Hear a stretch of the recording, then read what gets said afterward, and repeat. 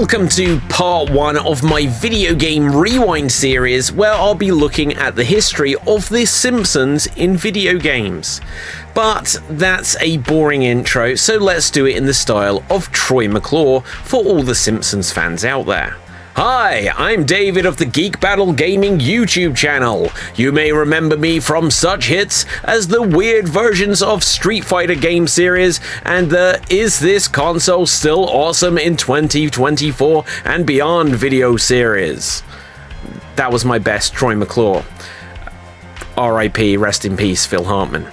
In today's episode, we'll be deep diving into the world of Springfield and The Simpsons, where we'll be looking at what many consider to be the best Simpsons video game ever made. Welcome to The Simpsons Arcade.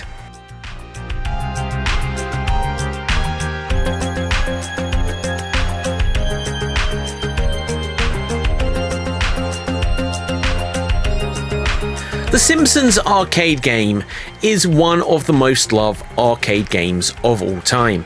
It's also still probably the best game ever to be made based on the TV show The Simpsons. That is really saying something when you consider that this was quite possibly the very first video game based on The Simpsons, and that it released in 1991 when The Simpsons had only been on the air as a standalone show for just over 1 year. The game is a side-scrolling beat-em-up and was developed by Konami, who also developed the fantastic Teenage Mutant Ninja Turtles beat-em-up games for arcade, NES, and other platforms. So, between that and the Simpsons arcade, it's fair to say that Konami were the top dogs at making the arcade beat-em-ups, rivaling Capcom with Final Fight and Sega with their Streets of Rage games. In the game, you can either play as Homer, Marge, Bart, or Lisa, and they are on a mission to rescue Maggie Simpson, who has been kidnapped by Mr. Smithers, as she has inadvertently wound up with a diamond in her mouth instead of her trademark pacifier, which is a dummy to everyone in England. Now, Mr. Smithers, you see, has stolen this diamond for Mr. Burns, and through an unfortunate series of events, the diamond ended up with Maggie. Actually, thinking about this for a minute, Smithers kidnapping Maggie for the diamond may prove to be the perfect motive for why Maggie ended up being the one who shot Mr. Burns. Think about it. She wanted the diamond for herself, and when she later shot Mr. Burns, it was revenge for Mr. Burns being the one who wanted the diamond, and more specifically, it was revenge on Smithers, as she obviously figured out that Smithers was in love with Charles Montgomery Burns. This, of course, is just speculation on my part, but brings me to a big part of today's discussion. And I apologise if the following that I'm about to get into is more service for the Simpsons fans rather than just as a pure gaming video, but the plot and content of this game is something that interests me more than just how good a game it is. You see, as the very first Simpsons game that came out in 1991, this is a super early game in the history of The Simpsons in total. Now, for those of you who may not know, The Simpsons started out as a series of short cartoons as part of the Tracy Ullman Show. The shorts were a bit of a hit, and just in time for Christmas 1989, The Simpsons was promoted to become its own half-hour animated sitcom show. It was the first animated show aimed towards a more adult audience since the Flintstones, and was a big hit pretty much overnight. As things are today, there are literally hundreds, if not thousands, of Simpsons characters that have reoccurred on the show across more than 30 years. Plus there was the movie, comics, and of course, video games. But whilst this is a fantastic Simpsons video game, that wouldn't even come close to being matched until the release of The Simpsons Road Rage on the PS2 and GameCube. This isn't what you might call a fantastic the Simpsons game in 2024, and that is because the game lacks so much in terms of recognizable Simpsons characters, locations, and is very lightweight compared to what the same game would be if it was remade today. Which, by the way, is something I'm very much in favour of happening. I think there was something of a mobile phone remake at some point, but I'll have to check that out for another video another day. So let's look at why this is a good game, but as a representation of The Simpsons to the modern eye, it just feels so weird. Like, the characters and things that are in this often are original creations for the game, when there's so many well-known Simpsons things which feel like they should be in their place. Now let's look at some of the ways in which the plot, character choices and settings don't make a lot of sense for a Simpsons fan from even the mid-1990s onwards.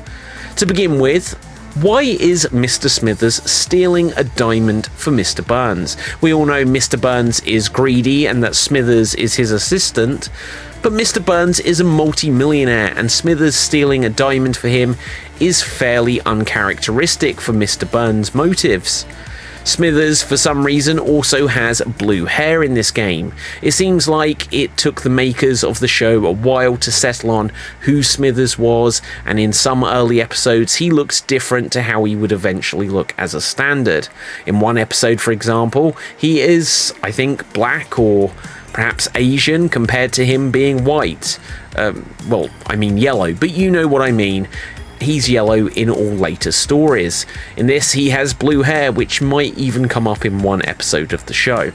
When you play as Marge, it's comedic that she has a vacuum as her standard weapon and carries it around with her at all the time. This is based on the simplistic version of the character that Marge is the housewife and therefore only carries around a vacuum. When you go to the dream-based level, it kind of goes along with some of these simplistic stereotypes of the characters even more. Of course, there are donuts for Homer because that was his defining characteristic at this stage, along with the over amount of representation of bowling balls. And then there is this saxophone for Lisa, and it's all just very simple based on what the characters may have interacted with very early days in the show. Also, this was the era where everything Simpsons went all in on the idea of Bartman, even though in the show he'd only been Bartman for a few seconds. Yes, there was the song Do the Bartman, which was big at the time, so whenever a character dies in this, they will re-emerge as either Bartman for Bart or a similar superhero persona for the others, even though there is no basis for Homer Man or Lisa Girl or Marge Woman. Yeah, you know what I mean. Look, they don't have superhero personas at all. So this is just an area where if it was done today, they'd have so much more to lean into than they did at the time this was made. Also, most of the bad guys you fight in this game are generic gangsters or mobsters who, as best as I can remember, don't have a place in Simpsons history. They look like mobsters, and you have to believe if this game was made even a couple of years later, they would have at least been based on Fat Tony and his gang. One problem many beat-em-up games based on well-known properties has is that mostly you'll end up fighting generic non-characters like this and only occasionally see a well-known character.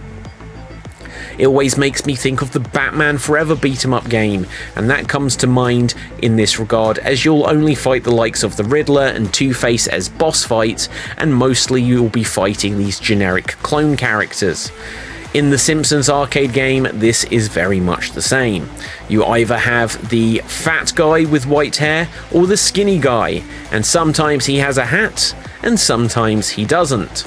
When you think of all of the characters that there are in The Simpsons, it feels like nowadays they could remake this and, I don't know, perhaps find a storyline reason for why a mob of characters are all attacking you, but they could legitimately have every NPC as a unique character who is recognizable from the show. There are just that many characters.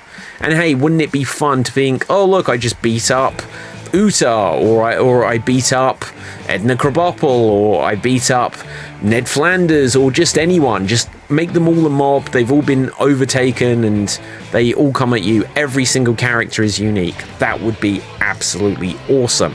This said, there are a decent number of cameos of well-known characters in this game, but often these are split seconds and then they run off, or they just basically do nothing. Nelson's in there and he'll give you a slingshot. Then there's Mo the bartender, who will hand you a bottle you can throw, and Barney appears in that level with weirdly yellow hair for some reason. Principal Skinner and Martin Prince show up at one point, and it's worth noting that you do get to fight Krusty the Clown a couple of times, although it then turns out not to be the real Krusty, but just the fat mobster guy dressed up as Krusty. You do actually have Sideshow Bob in this game, in an unfortunate minor role, because you can imagine if this was even made a year later, then he would have been a main villain character and would have made the perfect character to be a boss in the game. You'll occasionally fight the rabbit characters from Matt Groening's Life is Hell comic strip, which is a nice Easter egg, but you have to believe these would have never have been included nowadays because there are so many other characters to include. This just shows how light they were on actual Simpson characters to include in this point in history. It's a nice reference that these characters are in there, and it's a reference to the fact that once upon a time, Marge was going to turn out to be a giant rabbit from Life is Hell. She can be seen in this when she gets electrocuted, that her skeleton shows up, and underneath her tall hair, it conceals that she has a pair of rabbit ears. Of course, later in the show itself, Marge either has her hair down or she has fears about going bald like Homer, and we see that she doesn't actually have the rabbit ears. So this is a relic of an idea that was dropped from the show. So the boss fights in it. Yeah, they're okay, but once again it's pretty much all non-recognizable characters. I did check, and the first boss you go against, which is a giant wrestler called Werner von Braun, does actually appear in one episode of the show. But as for the rest, you get mobsters, one that's tall, one that's short, then there's a drunk man in the Moe's Tavern level, and a kabuki warrior, which I think is meant to be Mr. Burns or linked to Mr. Burns just because it looks similar to Mr. Burns, and these are just not characters from the show. Then on other levels you go against a Bigfoot and a giant bowling ball, and once again it's like, yeah, Homer loves bowling in that one episode where he wants to give Marge a bowling ball for Christmas, and then Marge goes bowling, although there is the episode where he is on a bowling team, so fair play. But look, this is all just signs that this was early Simpsons, and it's a fascinating look at a game from a certain time in the history of the show that just kind of preserves that era. So if you go back and watch an old episode, hey, it's an old episode, but this covers so much more. There's 6 or 8 levels and it goes across different places. You go into the TV station and it doesn't even have Kent Brockman as the newsreader, and there's some other random guy. It's super fascinating. But whilst I've discussed this as a adaptation of The Simpsons, the most important thing is it's a really fun game. It's got good controls. You can pull off a few different moves by combinations of jumps and direction buttons when you press the fire button to attack, and there's also a bunch of objects you can pick up and throw. Again, these could be more themed on Simpson stuff if it was made later. Perhaps at some point you pick up a Buzz Cola, then you pick up like apples and various types of food, and it should just be donuts. They do reference the donuts in the dream level, but it just feels like there's a bunch of random stuff in this. But it was a cool way to experience the Simpsons world at this time when the console and Amiga games like Bart vs. the Space Mutants absolutely paled in comparison to how good the animation and the way that this captured the show. So that is going to wrap things up for this first deep dive into the world of Simpsons video games here on the channel. Let me know what you thought of the video and leave some comments, and we'll talk all things Simpsons and the Simpsons arcade game. So if you haven't done so already, I would really appreciate if you would smash that subscribe button here on the Geek Battle Gaming YouTube channel, and as always head over to www.xstreamed.tv/gaming, where you'll be able to find all kinds of articles, including this written as an article version of today's discussion. And with that, until next time, stay safe, always stay extremed, and ciao for now. Boom, and we're off the air.